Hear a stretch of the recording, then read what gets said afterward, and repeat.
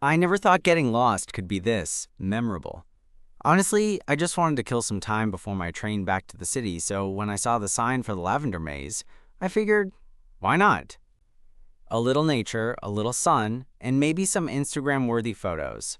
What I didn't expect was to wander around for what felt like forever, turning the same corner 3 times, and then stumble into the middle of the maze, only to find a guy sitting there, completely shirtless, like he was waiting for me or something.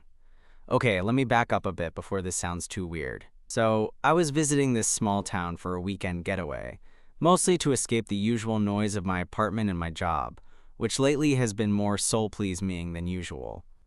The lavender maze was part of this huge botanical garden that was supposed to be a must-see spot. Everyone online made it sound all quaint and picturesque, but nobody mentioned how disorienting it could be once you step inside. It's like the air just thickened with purple blooms and that sweet, almost dizzying scent of lavender, and suddenly everything looks exactly the same. I entered the maze with this casual confidence, thinking I'd breeze through it, maybe get a couple of shots for Instagram, then be out before I even realized. But after 10 minutes, I realized I had no idea which way to go. I wasn't even mad about it. Part of me kind of liked the idea of being stuck in something so peaceful, away from emails and deadlines. Still, I tried to retrace my steps, telling myself this was all part of the adventure. Then, as I rounded what I assumed was the last corner, there he was, sitting casually on the ground, back against one of those thick lavender hedges, completely relaxed and shirtless like it was just another sunny day at the beach. I froze for a moment because, well, this was unexpected. His skin had this warm, sun-kissed glow that almost blended with the purple haze around us. The way the sunlight caught the faint freckles on his shoulders made him look like some character out of a summer romance novel. Except this was real life, and I was standing, lost in a lavender maze, face to face with this guy who looked like he belonged there, not me. I didn't know what to say at first. Usually, I'm quick with words, but there was something about the quiet confidence in his eyes, the lazy smile curling on his lips, that threw me off. I figured I probably looked like a lost puppy, so I just asked, is this the center of the maze? He chuckled, this low, warm sound, and nodded. Yeah, it's kind of a secret hangout spot for anyone who makes it this far. Not many do. He introduced himself as Luke, and as I sat down beside him, I realized there was something disarmingly easy about talking to him. No awkward small talk, no pressure. Just two people sharing a moment surrounded by purple flowers and the kind of quiet that felt rare in my day-to-day life. That's when I started to think maybe getting lost wasn't such a bad thing after all. But honestly, I had no idea how much that one moment would change everything, or how long I'd end up staying there, in that lavender maze with Luke. I shrugged, still trying to wrap my head around the whole secret hangout idea. I'm surprised anyone makes it this far. I've been circling for what feels like ages. He laughed again, and it was one of those laughs that makes you want to hear more of it, like it's genuine and easygoing. Exactly what I needed after a week of feeling stuck in my own head. You'd be surprised, he said, brushing a hand through his messy dark hair. Most people give up or just take selfies at the entrance and call it a day. Then he tilted his head, eyes narrowing with a kind of teasing glint. So, what's your excuse?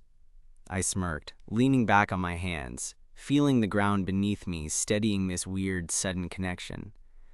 I guess I'm just stubborn. Or maybe I like the idea of getting lost for a bit. Keeps life interesting. He nodded thoughtfully, then glanced around like we were conspirators sharing a secret. There's something peaceful about getting away from the usual rush. No phones, no deadlines.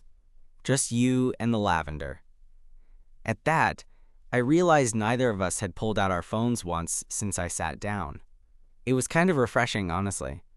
So what do you do when you're not getting lost in mazes? Luke asked, his tone casual but curious. I hesitated, not because I didn't want to answer, but because I wasn't sure how much of my usual messy life I wanted to unload on a stranger sitting shirtless in a lavender maze. But something about him made it easy, like I could just be honest without worrying about judgment. I'm a graphic designer, I said, mostly stuck behind a computer all day, creating stuff that people like or don't notice. Lately, it's felt like I'm just going through the motions. I sighed. This trip was supposed to be a break from all that. What about you? Luke's smile softened. I work at a nearby vineyard, mostly outside, doing whatever needs doing. It's physical, messy, and pretty satisfying. Plus, I get mornings surrounded by grapes and fresh air. Beats an office any day. That actually sounded amazing. That does sound nice, I said, especially after staring at screens all day. We sat in a comfortable silence for a bit, watching butterflies drift lazily over the flowers. The sun was warm on my skin, and the lavender scent was almost hypnotic. I found myself relaxing more than I had in weeks. Then Luke shifted, propping himself up on one elbow, and looked at me with a question in his eyes. So what made you come here alone? Most people bring friends or partners. I hesitated again, not because I was hiding anything, but because the truth felt a little vulnerable. I guess I needed to get away from everything and just think. Sometimes being alone helps me figure things out. He nodded like he understood more than I was saying. Yeah, sometimes you just have to get lost to find what you're really looking for. That simple line hit me harder than I expected. It was almost as if the maze wasn't just a physical place, but a metaphor for what I'd been going through. Lost in routines, lost in expectations, lost from myself. Before I could say anything, Luke leaned forward slightly, the sunlight making his eyes sparkle. You know, he said, if you want, I can help you find the way out. I know the maze pretty well. I blinked, surprised by the offer, but also secretly relieved. That'd be great. I'm starting to worry I'll be here all day. He laughed again, that easy sound that was quickly becoming my favorite. Come on then, let's see if we can't get you unlost. As we stood up, I noticed how the light caught the muscles in his arms and the curve of his back. For a moment, I caught myself wondering how I'd never noticed a guy looking like that before. Or maybe I just never thought to look. Silly, I know. We started walking together, weaving through the tall lavender hedges. He pointed out little landmarks. See that crooked branch? That means the next turn is left. And those two stones over there mean... well, you get the idea. With Luke guiding me, the maze didn't feel so intimidating. It felt like an adventure, with a companion who made it less lonely. We talked about small stuff. Favorite music, childhood memories, the weird quirks of living in a small town. Everything felt easy. At one point, Luke stopped and looked back at me with that same teasing glint. So, what's the verdict? Did the lavender grow on you? Or should we just stick to vineyards? I laughed, feeling lighter than I had in a long time. Definitely grew on me. Especially with you as my guide. He flashed a grin that made my heart skip. Good, because I'm not done with you yet. By the time we finally reached the exit, the sun was dipping low, casting everything in this golden glow that made the lavender look almost magical. I realized I hadn't looked at my phone once, hadn't thought about work or stress, just the maze, the flowers, and this unexpected guy who had turned a simple afternoon into something I couldn't stop thinking about. As we stepped out, Luke shrugged his shoulders, finally putting on his shirt with a casual ease. See? Getting lost isn't so bad when you find something worth it in the middle. I smiled, knowing that whether I ever got lost in a maze again or not, this was a day I'd never forget. And a guy the first wasn't ready to let go of just yet. We both paused for a moment at the maze's exit, the scent of lavender still clinging to the air like a sweet memory. Luke stretched his arms overhead like he'd been cooped up all day, and I caught the way his skin gleamed softly in the fading light. The casual confidence in his movements made me want to know more about him. What stories were behind those easy smiles and sun-kissed shoulders? So what now? I asked, a little afraid the day was ending too soon. Luke shrugged, the kind of shrug that said, I don't know, whatever you want. It was surprisingly open, like he was ready to just go with the flow. There's a little cafe down the road. I usually grab a late coffee there after work. You're welcome to join me if you don't mind a place that's more cozy than fancy. I hesitated for only a second because, honestly, the idea of walking away felt too abrupt. The thought of sitting there with him, just talking some more, was way too tempting. Sounds perfect. We walked side by side down the quiet streets, the lavender maze behind us, and the soft hum of a small town waking up for the evening ahead. Luke chatted about the vineyard, telling me about the different grapes they grew and the quirky characters who worked there. I listened, fascinated by how passionate he sounded about something so grounded and earthy. There was something magnetic about the way he spoke. No pretenses, just genuine enthusiasm. At the cafe, the place was small, with mismatched chairs and a wall covered in local art. It smelled like fresh bread and brewed coffee, a comforting contrast to the scent of lavender that still lingered on my clothes. We grabbed 2 drinks, him with a black coffee, me with something sweet and milky, and settled into a corner booth. "So," Luke said, leaning forward with that same mischievous look, "you're from the city, huh? What's a guy like you doing in a place like this?" I laughed, feeling that familiar tug of nerves mixed with excitement. "Trying to recharge. Work's been a lot lately. Deadlines, clients, the usual chaos. Needed to get away. And honestly, I never expected to spend the afternoon lost in a lavender maze, let alone meet someone like you." He smiled, and there was a softness in his eyes that caught me off guard. Funny how life throws these little surprises at you. We talked for what felt like hours, sharing stories about everything from bad dates to childhood dreams to the kind of music that gets stuck in our heads. There was something disarmingly easy about Luke, like talking to an old friend rather than someone I'd just met. I found myself opening up in ways I hadn't in a long time. When I glanced at my phone, I realized it was getting late. The kind of late where streets start to empty and the world feels quieter. I knew I needed to head back, but part of me didn't want to leave this moment, this connection that felt so new and oddly familiar all at once. Luke looked at me, his expression a little vulnerable, and I could tell he was feeling it too. "Hey," he said quietly, "do you want to walk back to the station with me?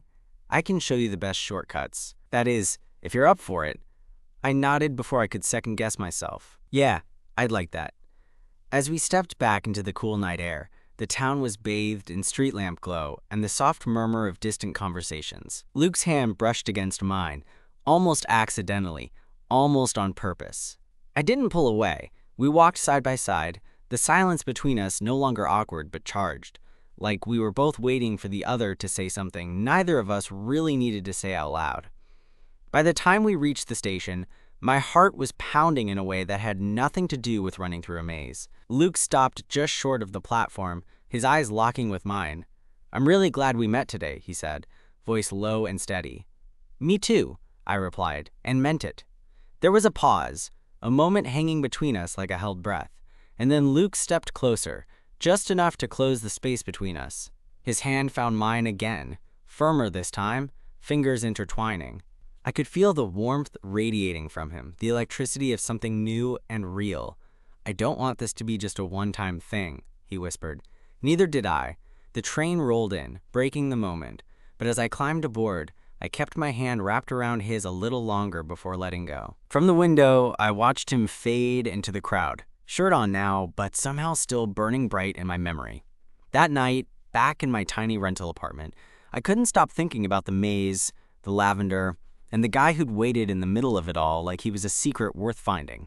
Sometimes getting lost leads you exactly where you're supposed to be. And maybe, just maybe, this was the start of something I'd been searching for without even knowing it. The next morning, I woke up feeling lighter than I had in weeks. Sunlight spilled through the window and hit the wall like a spotlight. And for a second, I just lay there, replaying the previous day. The maze, Luke, that unexpected connection. I wasn't one for cliches about fate or destiny, but all I knew was that something had shifted inside me. I checked my phone, half expecting to see some kind of message from Luke. I wasn't sure if it was too soon, too forward, or just the right kind of impulsive, but I had this urge to reach out. There it was, his name lighting up the screen. A simple, "Hey, hope your day's as purple as the maze was yesterday." I grinned like an idiot and typed back, "Haha, already missing the lavender, and the maze's best secret hangout. Coffee again later?" His reply was almost instant. "Definitely. Meet me at the cafe at 4? It was wild how a handful of texts felt more exciting than any bar or party I'd been to in a while. The rest of the day passed in a blur of sightseeing and half-hearted attempts to focus on my own plans. But by mid-afternoon, I was already pulling my jacket on, my mind spinning through what I'd say or do when I saw him again. The cafe was as cozy as I remembered. Luke was waiting at our usual corner booth, that same easy smile playing on his lips. He stood when I walked in, a little taller than I remembered, and the way his eyes lit up made my chest tighten. "Hey," he said, sliding into the seat opposite me. "Hey," I replied, grateful my voice didn't betray how nervous I felt. We ordered our drinks and slipped back into that effortless rhythm of conversation that made everything else fade away. We talked about the vineyard's upcoming harvest, my work projects, and somehow ended up on the topic of favorite childhood cartoons. Him admitting he was a secret fan of old-school anime, me confessing my obsession with Saturday morning cartoons. Between sips of coffee and bursts of laughter, I started to notice little things. The way his eyes crinkled when he laughed, the way his hand would brush the edge of the table near mine, like he was testing the waters. I caught myself stealing glances, noticing the way his jawline caught the light, or how his hair fell just slightly over his forehead. And then there was this moment, one of those quiet ones where you realize everything is different than it was before. "So," Luke said, voice softer now, "what happens after this trip? You heading back to the city?" I nodded, trying to swallow the lump in my throat. "Yeah, Monday morning, back to the grind." His smile faltered just a bit, like he was weighing whether to say something or not. Then he reached across the table and lightly touched my hand. "Maybe you don't have to rush back," he said. I blinked, heart hammering. "What do you mean?" Luke shrugged, a little shy now, a side to him I hadn't seen yet. "I mean, if you like it here, if you want to stay a little longer, or come back, there's space for you at the vineyard. I could show you around. Maybe we could see where this goes." The words hung between us, heavy and hopeful. I laughed nervously, shaking my head in disbelief. "That's a lot to take in." "I know," he said, "but I don't want to pretend this is just a fling. You're different, and I'm not usually the guy who says things like this." A warmth spread through me, mixing with the fear and excitement. This was scary, opening myself up, stepping into the unknown, but it was also thrilling. I've never done anything like that, I admitted, quitting everything, moving to a small town for a vineyard and a maze guide. Luke grinned. "Sometimes the best things happen when you take a chance." We sat in silence for a moment, fingers still intertwined, the noise of the cafe fading like white noise around us. I realized I wasn't just thinking about staying for the scenery or the wine. I was thinking about Luke, the way he made me feel seen, like the maze wasn't just a place to get lost, but a place to find something real. The next few days were a whirlwind. We spent hours wandering through the rows of vines, Luke showing me how to taste grapes and explaining the careful process of making wine. I helped him pick lavender, and he teased me when I accidentally crushed a bunch underfoot. We went on long walks under the stars, talking about everything and nothing. One night, as we sat by a bonfire with a few vineyard friends, I caught Luke's gaze across the flickering flames. The way he looked at me made my breath catch. Later, when the party thinned out and we were alone by the fire's glow, he pulled me close, his hands sliding to the nape of my neck. "I'm glad you got lost that day," he whispered, voice low and sure. "Me too," I said, leaning into him. That night, under an open sky dusted with stars, I realized I wasn't just visiting anymore. I was beginning something I never expected, a chance at something real, something worth getting lost for. And for once, getting lost felt like the best decision I'd ever made. Those nights by the bonfire became our unofficial ritual. The vineyard friends were great, but being with Luke felt like a whole different world, a quiet bubble where nothing else mattered but the warmth between us and the crackling flames. I was starting to realize how much I craved that closeness, the kind that sneaks up on you when you least expect it. One evening, after the crowd had thinned and the fire was just glowing embers, Luke pulled me away from the group with that familiar, mischievous grin. "Come on, I want to show you something." I followed him through the vineyard rows, the moonlight casting long shadows across the leaves. The air smelled like crushed grapes and earth, a sharp contrast to the lavender haze from the maze. We stopped at a small hill overlooking the whole valley, the lights of the town twinkling below. Luke leaned against a fence post and looked over at me. "This is my favorite spot. I come here when I need to think, or just get away from everything." I nodded, feeling the stillness settle around us. "It's beautiful." He shrugged, but the smile didn't leave his face. "Not as beautiful as you." God, my heart did this ridiculous flip. I swallowed hard, trying not to sound like a total mess. "You're really something, Luke." He stepped closer, eyes searching mine. I mean it. You make this place feel different. Like it's not just a quiet town, but somewhere worth staying. I bit my lip, the night suddenly feeling electric and fragile all at once. I've been thinking about that. About staying. About what you said. The vineyard. The town. Us. Luke reached out and brushed a stray lock of hair from my forehead, his fingers warm and steady. I don't want this to be temporary. Not if you don't want it to be. I looked down, feeling exposed but safe. I don't want temporary. I want to see where this goes, even if it scares me. Leaving the city, the job, it's a lot to figure out.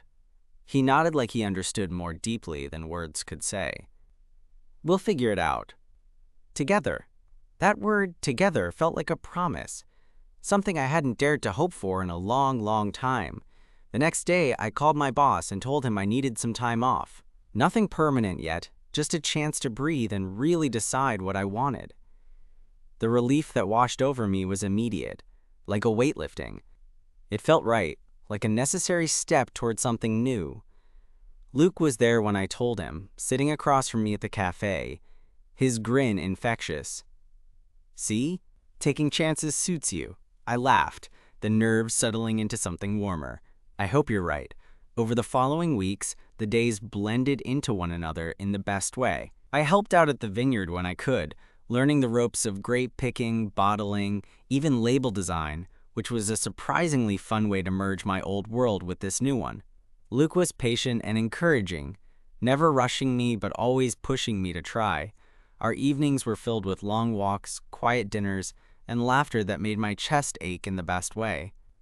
We talked about fears, dreams, and the strange ways life twists and turns. I found myself opening up more than I ever had, sharing parts of myself I'd usually keep buried.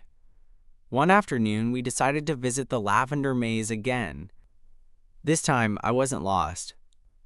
Luke took my hand as we wandered through the fragrant paths, playful smiles passing between us. At the center, where I'd first found him months ago, Luke stopped and pulled me close. You remember the first time you got lost here? I nodded, smiling at the memory. Well, he said, his voice low, I've been waiting for you ever since. I laughed, breathless. Guess I'm lucky then.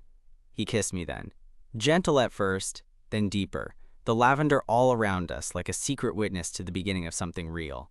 That moment felt like the culmination of everything, the messy, confusing, beautiful chaos that had led me here. The fear of change, the thrill of discovery, the warmth of someone who saw me and wanted me. It wasn't perfect. I still had doubts, fears, and the looming question of what came next. But with Luke beside me, it felt like maybe, just maybe, I could face whatever the future held. The lavender maze had been the start of it all. I'd gotten lost, sure, but more importantly, I'd found him. And that was the kind of lost I never wanted to be found from. In the weeks that followed, the idea of staying longer in the town with Luke shifted from a fleeting fantasy to something tangible. Every morning, waking up felt less like a countdown to a return to the city and more like an open door to a new chapter I hadn't even dared to imagine before. Luke had this way of making the everyday feel alive. Whether it was showing me how to prune vines without killing the plant, I was terrible at this at first, or just sitting with me on the back porch, sipping cold cider and watching the stars blink awake. It was simple, but it was honest, and honestly it felt like home. One Sunday afternoon, we decided to take a break from the vineyard and escape to the nearby lake. The place wasn't anything fancy, just a quiet spot where locals came to swim, picnic, or skip stones. I hadn't been anywhere like it in years, and I felt a little self-conscious in my swim trunks, unused to being so exposed outside of the city's protective anonymity. Luke noticed the hesitation, of course. He always did. He slipped off his shirt without hesitation, tossing it on a nearby rock, and grinned at me. Come on, don't be shy. It's just us. I laughed nervously but eased into it. The water was cold at first, shocking my skin awake, but soon it was refreshing. We swam out a little, the sun warm on our backs, and when I floated on my back, staring up at the blue sky framed by trees, I realized I hadn't felt this free in a long time. Later, as we lay on the shore drying off, Luke draped an arm over my shoulders. "You're doing good here," he said softly. I turned to look at him, heart thudding. "I am, aren't I?" He smiled, that slow, easy smile that made me want to lean in closer. "Yeah, you're doing more than good. You're thriving."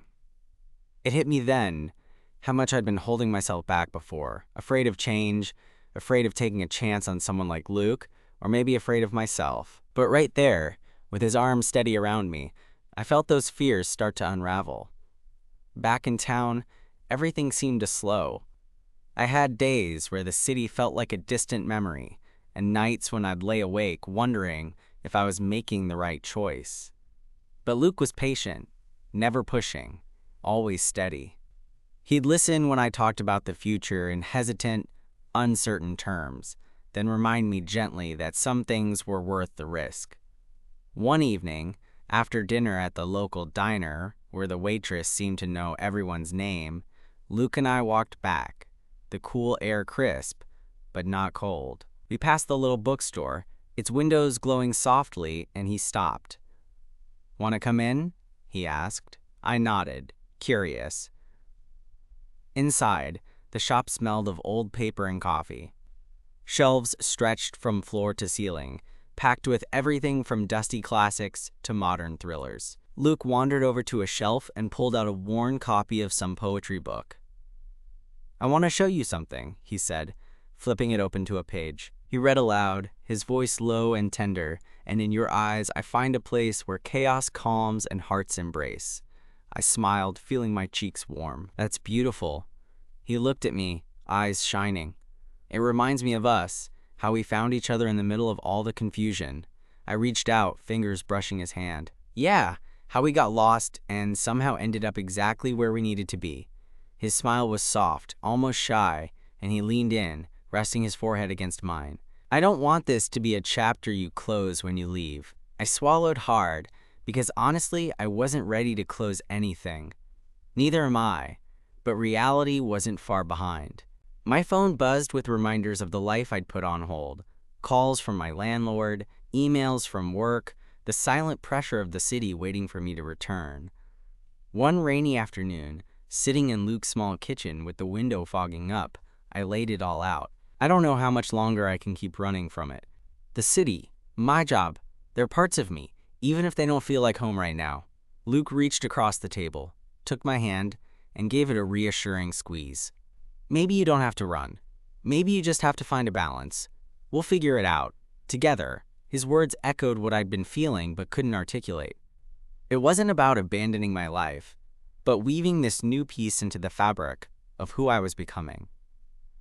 That night, we sat side by side on the porch, the rain tapping a steady rhythm on the roof above us. Luke's hand found mine, fingers lacing together naturally. I realized that getting lost in that lavender maze wasn't just a random accident. It was the beginning of something I never saw coming, something real, complicated, and worth fighting for. And as the rain fell around us, soaking the earth and washing the world clean, I made a quiet promise to myself. I wouldn't just find my way back. I'd create a new path, one with Luke by my side. Weeks blended into months, and with each passing day, the idea of leaving the town felt more like a distant concept than an impending reality. I wasn't just a visitor anymore. I was part of this place, part of Luke's world, and in ways I hadn't anticipated, part of something that felt a lot like home. One crisp autumn afternoon, we found ourselves back at the lavender maze. The flowers weren't in full bloom anymore, but the scent still clung softly to the air, and the place held the same quiet magic it always had. We walked hand in hand, no longer lost, no longer searching for a secret hangout or a way out. Instead, we moved with purpose, with a rhythm that had settled between us. At the center, Luke stopped and turned to me, eyes steady and warm. "Remember when you first got lost here?" I smiled, the memory vivid, the panic, the unexpected calm, and then finding him waiting there like a secret only the maze knew. "Yeah," I said softly. "I didn't expect to find anything but confusion, but I found you instead." He reached out, brushing a strand of hair behind my ear. "And I found you too, more than I ever thought I would." There was a quiet pause. No need for grand gestures or dramatic words. Just the gentle understanding that what we'd found was real, fragile, and worth protecting. I'm glad I got lost, I admitted. Because it led me to this. To us. Luke smiled, his hand tightening around mine. Me too. As the sun dipped low, casting golden light through the hedges, I felt a deep sense of peace settle over me. The maze, once a place of confusion, had become a symbol, not just for getting lost, but for finding what matters when you stop trying to control everything. Later, sitting on the porch of Luke's house, wrapped in a shared blanket against the cool night air, I thought about how much had changed. The city was still out there, with its noise and deadlines, but it no longer held the same grip on me. Here, with Luke, I had something I never thought I'd find. A place where I could be myself, where love wasn't complicated or rushed, but steady and real. I looked over at him, his face soft in the moonlight, and felt grateful for the maze, for the lavender, for the chance encounter that turned into this quiet, beautiful life. Getting lost wasn't the end of the story. It was just the beginning. And sometimes, the most unexpected detours lead you exactly where you're meant to be.